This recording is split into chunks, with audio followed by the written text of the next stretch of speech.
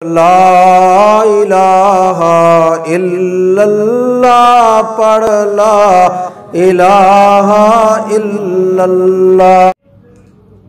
ویسے تو عشرہ ذی الحج یعنی ذی الحج کے پہلے 10 دن بہت فضیلت والے، عظمت والے اور اللہ کو محبوب ہیں، لیکن ان میں بطور خاص 9 ذی الحج کی فضیلت بہت آئی ہے۔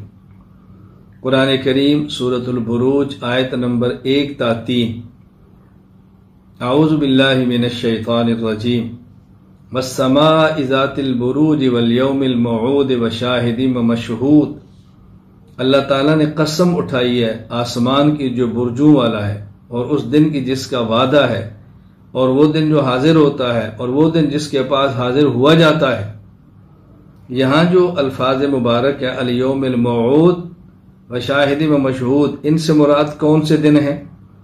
حضرت ابو ہریرہ رضی اللہ تعالیٰ عنہ فرماتے ہیں رسول اکرم صلی اللہ علیہ وسلم فرمایا الیوم الموعود یوم القیامہ، یوم الموعود سے مراد قیامت کا دن ہے، والیوم المشہود یوم عرفہ، اور یوم مشہود 9 ذی الحج یوم عرفہ ہے، والشاہد یوم الجمعہ، اور الشاہد سے مراد جمعہ کا دن ہے۔ یہ حدیث جامع ترمذی ابواب التفسیر باب من تفسیر سورۃ البروج کے اندر موجود ہے۔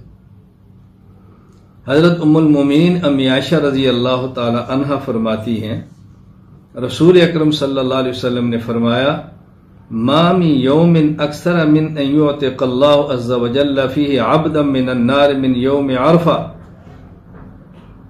اللہ تعالی جس دن سب سے زیادہ غلام آزاد فرماتے ہیں وہ یوم عرفہ ہے۔ وَإِنَّهُ لَيَدْنُ ثُمَّ يُبَاهِي بِهِمُ الْمَلَائِكَةُ وَيَقُولُ مَا أَرَادَ هَؤُلَاءِ، اور اللہ تعالیٰ اس دن بندوں کو خاص قرب عطا فرماتے ہیں، اللہ کی رحمت بندوں کے بہت قریب ہو جاتی ہے۔ اللہ تعالیٰ اپنے ملائکہ پر بطور فخر کے ارشاد فرماتے ہیں ما اراد ہؤلاء، یہ میرے بندے کیا چاہتے ہیں، یعنی کیا مانگتے ہیں۔ اللہ اکبر۔ تو اللہ تعالیٰ محبت کے ساتھ اپنے بندوں کو عطا فرماتے ہیں۔ یہ روایت صحیح مسلم کتاب الحج باب فی فضل الحج والعمرہ یوم عرفہ کے اندر موجود ہے۔